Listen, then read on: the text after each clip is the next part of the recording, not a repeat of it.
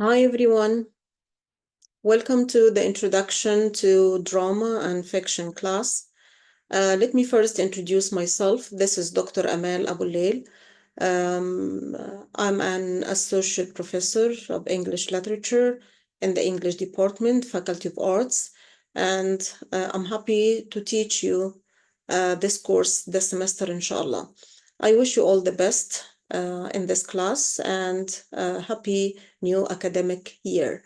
For some medical conditions, I cannot meet you in person. That's why I'm going to have these virtual lectures for a specific time. And then very soon, inshallah, we are going to meet together in person in our classroom. Let me first start by giving you an idea about the syllabus or the curriculum.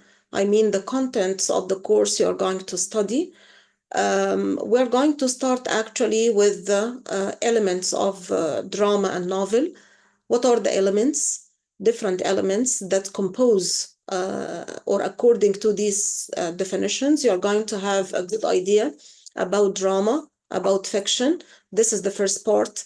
And the second part of your course is to study a specific theory that is feminism. And after studying the theory, we're going to apply this theory on two works of art, like a short story and one act play. And then we're going to have another big play that is the Silver Box. It talks about different classes and two different classes in society. One of them belong to the upper class and another one to the lower classes, and how the poor are going to be persecuted and discriminated against in this society. This is one of the most important plays actually at the time, and that's why we're going to study it together. This is an overall idea about the syllabus you're going to study with me. Let's have an introduction. As you know, this is an introductory class about drama and fiction, as a matter of fact, because you are students of language and literature, and you are going to study the three different genres of literature through the 4 years. In your first year, of course, you are freshmen and you'd like to have an idea about literature in general. As you know, literature, as defined by one of the critics, is maybe anything written. Anything written can be called literature. But for the literature, we know in our department, literature contains three different genres. That is drama, poetry, and fiction. And what's fiction? Fiction includes novels and short stories. Okay, you have these three different genres of literature, and our course here is to introduce or an introduction to drama and fiction. Okay, in order to introduce for this or these three genres, we need to know something about that, and we need to know the nature of both things or of both genres, and to know the elements that may be found in both genres. Okay, let's start first by the drama. What is drama?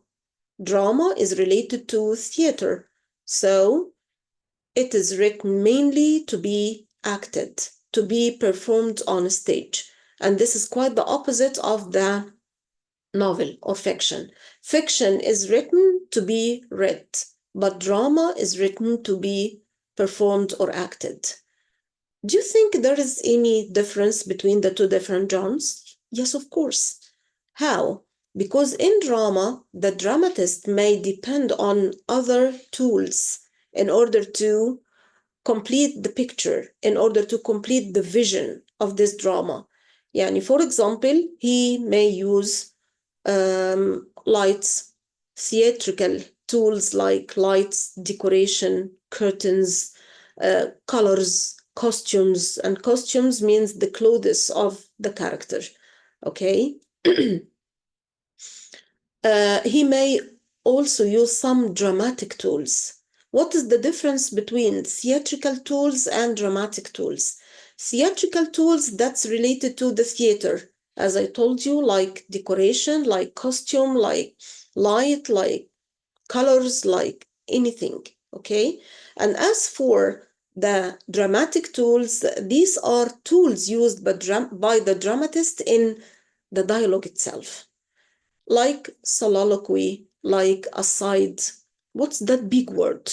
What does it mean, soliloquy? Soliloquy means that if one of the characters want to reveal something to the audience, he's going to stand on stage and to talk to the audience as if he is thinking aloud. And it is suggested that no other characters on stage are going to listen to him, as if revealing what is inside him to the audience, okay? Without telling any of the characters, though they may stand with him on stage, okay? So we have two different kinds, soliloquy and aside. What is the difference between these two terms, these two words?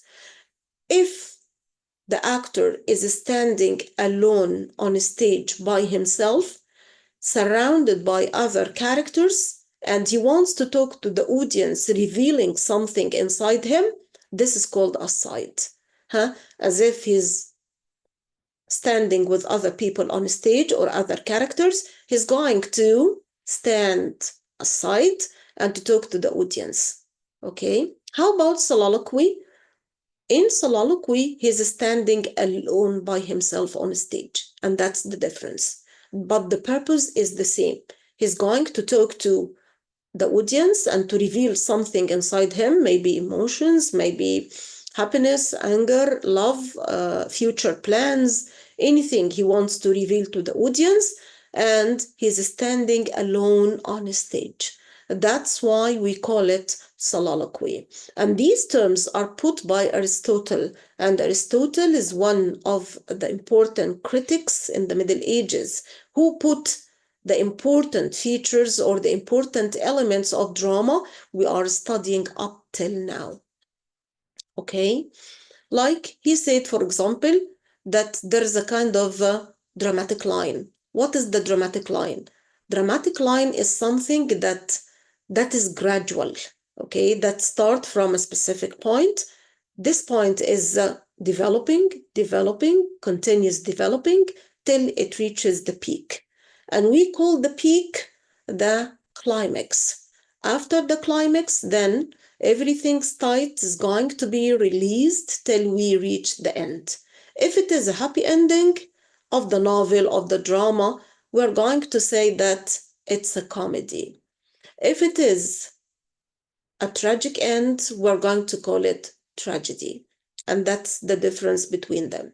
By the way, in drama, we have different genres or different types of plays. I mentioned right now two different names or two different types. This is tragedy and comedy. If we have a tragedy, then the end must be tragic, very sad end, maybe the death of the protagonist. Who is the protagonist? This is the word we use for a hero. The hero is a protagonist. Type the heroine is also a protagonist. So we use the word protagonist for both male and female. Okay?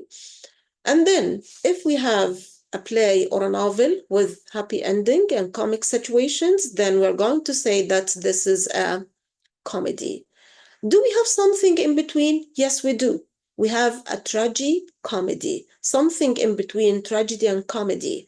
Type. What are the characteristics of this type?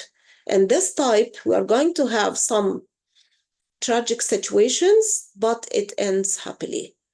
When we have a happy ending, then it is not a tragedy. Okay, why we call it a tragicomedy? Because it contains tragic situations and a happy ending. Like, do we have any other kinds of or any other types of plays? Yes, we do. We have history or historical plays. We have romantic plays, and romantic plays is also divided into romantic tragedy and romantic comedy. So romantic means that this play is going to have a love story. This is a love story. If this story ends happily, then it's a romantic comedy. If it ends tragically or sadly, it's a romantic tragedy, like Romeo and Juliet. Romeo and Juliet is a strong romantic story, love story, but both protagonists, Romeo and Juliet, they are dead at the end. They were never reunited or united at the very end of the play. That's why we call it romantic tragedy. And the majority of Shakespearean romantic plays are romantic comedies. If we have a love story, and then at the end of this story, the protagonists or the lovers are united and got married, then this is a romantic comedy. We have many examples of Shakespearean drama, like As You Like It, like The Taming of the Shrew, like A Midsummer Night's Dream. We have a lot of Shakespearean romantic comedies. Historical plays, this is referred to a specific history, a real history of kings, of queens, like we have King Richard III, King Henry IV. We have different historical plays, and they are also written by William Shakespeare. Also, we have autobiographical plays. What is an autobiography? If you are going to write about yourself, this is your real life. Like, what is the biographical plays? This is to write about the story or the life story of a specific person, a famous person, okay? One of the presidents, one of the messengers, okay? Then this is a biographical play or a biography. We call it biography or biographical story. This is just an introduction about the meaning of a novel, the meaning of a drama, the three different genres of literature. As we said, this is fiction, short story and novels. This is drama, like plays, and the third one is poetry. And each one has its own taste, actually, and you're going to study all of them. From the second year, you're going to study Shakespeare. Second year, third year, fourth year, you're going to study Shakespeare in addition to another period. And as you know, Shakespeare appeared in one of the golden ages of literature, that is the Elizabethan age. Because actually, Queen Elizabeth was a patroness of literature and literary men. She encourages literary men greatly, to the extent that some of the plays were performed at her own court, and she was a patroness of literature in general. That's why her age, the Elizabethan age that happened in the 16th century, was considered the golden age of literature. Let's go back to our topics. Of course, your textbook is online right now, and I'm going to send you some pages, the first pages of the book, in order not to delay, not to wait. We need to make a good use of our time, and that's why I'm going to send you a file or some pages of your book to start by explaining it, and we're going to start with the elements of drama in order to know quite well. In case we're going to read in a play or in a short story, we know what does that mean. What is a character? What is costume? What is soliloquy? What is aside? What is backstage? What is the music? What is called? Okay, I mean the music used in theater. So please have a look with me. I'm going to open my cell phone and to have a look and to read together. This is the first page, is page 4. This is at the beginning of the book, and these are the pages I'm going to send you. Okay. We have the general terms. General terms. Terms means words. What are these words? They are specific words for drama or for fiction. The first one is the acting area. The first ones, some of them are related to drama and some others are related to drama and fiction.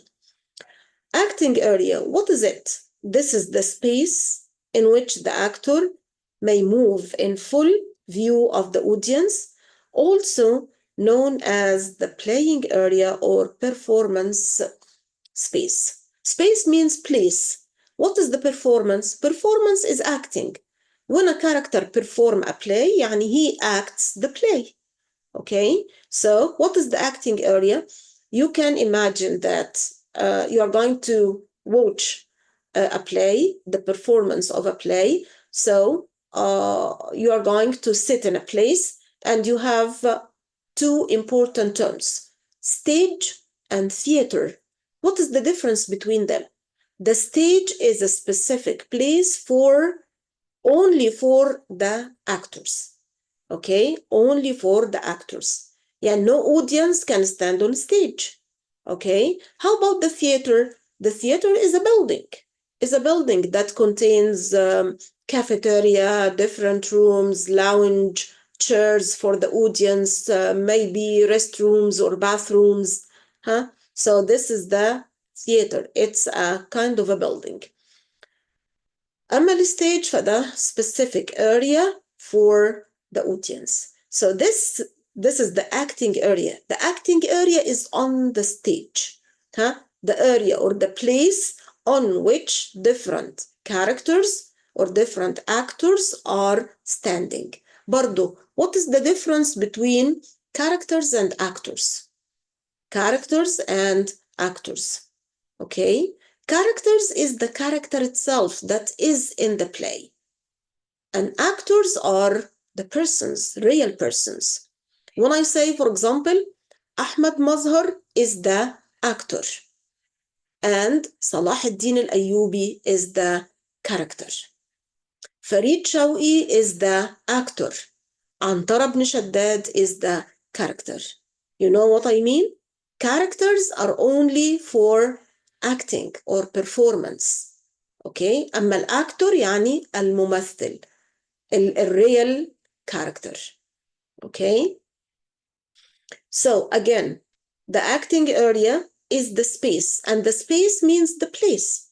It is the place in which the actor may move in full view of the audience. He is standing, he's moving in full view of the audience. When I'm sitting in front of him as an audience in my chair, I can look at him clearly. I can see him fully.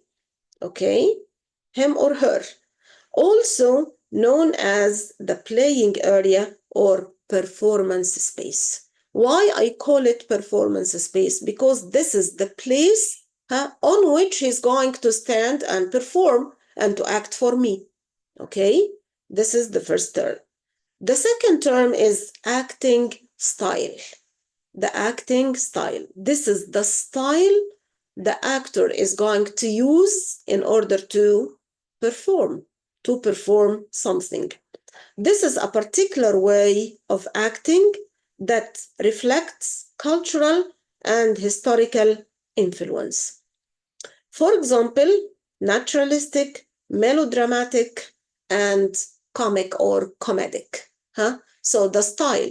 What style the actor is going to use? Is he going to use tragedy and is going to frown and to cry and to be so sad? Okay, if it is romantic, he's going to be so sensitive and he's going to have a soft voice and to behave this way very emotionally, or he's going to be comic and to be a comic actor, like to make very funny things or to say very funny words. Okay, so the style means the way he's going to use or to lead in order to perform and to convince the audience with his own style. Okay, وطبعا it depends on the situation itself. What does the situation need from the actor? If it is a tragic situation, he's going to behave tragically. If it is a comic situation, he's going to behave comically. If it is a romantic situation, he's going to behave sensitively, okay, in order to show his own feelings. The third one is action. What is the action? The action is the movement or development of the plot or story. Let me stop here. What is a plot? A plot is a series of instances. بنسميها بالعربي الحبكة، بس مش هننساها أبدا in English in all the years of your study. Okay, what is the plot? Plot is the group of incidents that constitute the story itself. Okay, and if I say plot, this means the story. If I say plot structure, this means the development of that story. لما بيكون عندي structure يعني عندي gradual development of the story. The structure في low, في higher, then highest, and so on. Okay, so the plot structure means beginning, middle, top, end of the story. Okay, so what is the action? The action is the thing that leads to the development of that plot. When I have action يعني عندي development. I made action in order to develop the instance or the events of the plot. Let's read this part again. Action, this is the movement or development of the plot or story. لأنه plot means a story. In a play, this could be created by passage of time or character motivation. How I'm going to develop this action? Through two important things, either by time, passing of time, or passage means passing of time, or by the character. The character makes something in order to develop the action. Okay, when one of the characters start an instant, then he develops that action by making something, like by murder, by behaving in a specific way. خلاص بيعمل action، بيعمل ايه؟ development of the plot. Okay, when action develops يبقى أنا عندي also the plot is going to develop. Number 4, analysis. What is analysis? Actually, in literature, analysis is highly important. When we read, for example, a work of art, what I mean by art is literature, because literature is a kind of art. When I read art, a piece of art or a piece of literature, I'm going to analyze it, to ask you to analyze. We're going to exchange analysis. How? To say, what is the purpose of that? Okay, what is the main theme? What are the major ideas? How the plot develops? What is the accomplishment of the characters to these events? This is called analysis. I'm going to analyze different things. So what is analysis? This is the process of examining how the elements of practical drama or novel relate to each other in performance. How they relate to each other. Do the characters add to the development of this plot? Do you think the plot matches with the main theme of this play or of this novel? Do you think that the theatrical elements help the audience to understand more or to absorb the purpose and the different things, the different messages sent by the author? This is a kind of analysis. That's what's called analysis. Then we come to the following one. This is antagonist. Pay attention, please. We have two important terms. The first one is the protagonist, as I told you, and the second one is the antagonist. What is the protagonist? The protagonist is the hero or heroine. Okay? يعني the main character in a play or in a novel. This is called protagonist. طيب, who is the antagonist? The antagonist is the one or the group against the protagonist. Against the protagonist. Okay? Maybe a person, maybe society, maybe a group of factors. يعني anyway, it is what against the protagonist will be the antagonist. Okay? يعني الشخص المضاد للبطل. على طول الوقت ضد البطل. Okay? أو البطلة. Let's read this part to understand more. Antagonist, this is the opponent. The opponent comes from oppose, object. Okay? يعارض. This is the opponent or adversary of the hero or main character of a drama or of a novel. يعني against the protagonist all the time. One who opposes and actively competes with another character in a play, most often with the protagonist. دايما بيبقى against أو making a kind of competition, compete with him all the time, against him all the time, against mainly the protagonist. So I have the protagonist, this is the main character, hero or heroine, and we have the antagonist, this is the group or one against the protagonist. And antagonist also may be a male or female or a group of people. Then we have the word apron. What is that apron? Apron or the apron is any part of the stage that extends past the proscenium arch and into the audience or seating area, see all thrust. Okay, see also thrust. So the apron is any part of the stage that extends part to the proscenium arch. This is not the front stage, or this is not the acting area on which characters are going to stand to perform facing the audience. No, this is another part of the stage that extends to maybe to the audience. Okay, then we have the arena stage. What is that arena stage? This is a type of stage without a frame or arch separating the stage from the auditorium, in which the audience surrounds the stage area. See also theater in the round. It's a kind of a stage that is not surrounded by an arch. This is open to the audience. So as if the audience and those characters on stage are sitting together. But the stage, as you know, is in a higher level and the audience in a lower level. But the difference between the acting area or any other stage with the arena stage, that this kind of stage, الخشبة دي, خشبة المسرح دي, is not surrounded by anything. Okay, that separates it from the audience. And then we have articulation.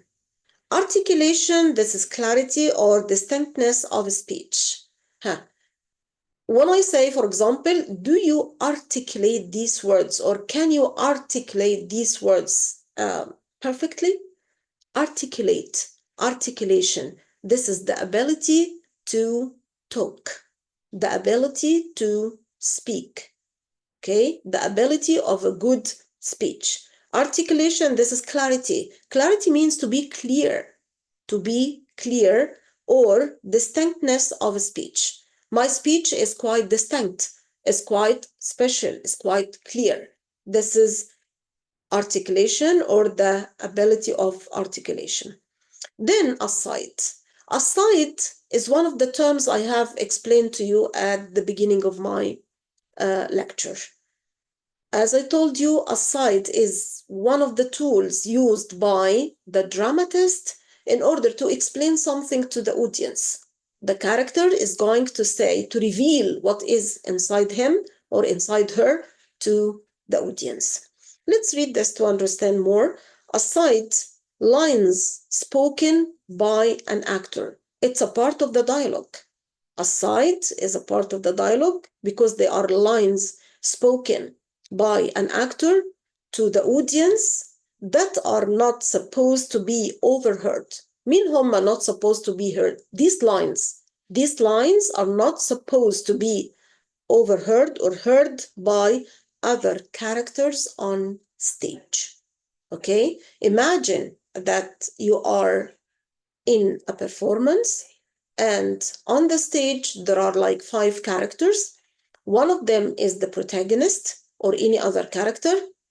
He wants to reveal something to the audience inside him, and he doesn't like other characters to know about this secret. What he's going to do? He's going to stand still, facing the audience, talking to them, and it is supposed that other characters on stage are not listening to him.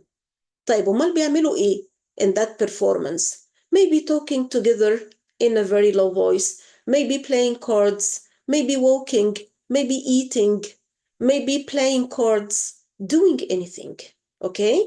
And they are not listening to him. طيب why do you think the author needs this kind of tool? Why he needs this way? Why he uses aside? Because as a dramatist, he is confined with the dialogue. هو مرتبط بالdialogue. He cannot explain anything outside the dialogue. If you have a novel, catch this novel. Maybe next semester, inshallah, you are going to have novel. Okay, a novel course. You can have this novel, try to read. You will find that part of this novel is a dialogue. Another part is a paragraph written by the novelist to explain what is said in that dialogue. In a drama, when you have a play, you are going to read, you will find dialogue only. There is no part, there is no place for the dramatist to write any comment. He cannot write. Why? Because drama is mainly written to be performed, to be acted on stage, not to be read. Okay? That's why he may use aside, soliloquy, facial movements, body movement in order to express something to the audience. Okay? That's why he is obliged to use these kinds of tools. Let's read again.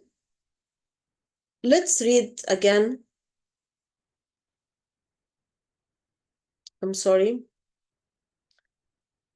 There is a phone call that interrupts my words. Let's read again this part of aside. These are lines spoken by an actor to the audience that are not supposed to be heard or overheard by other characters on stage.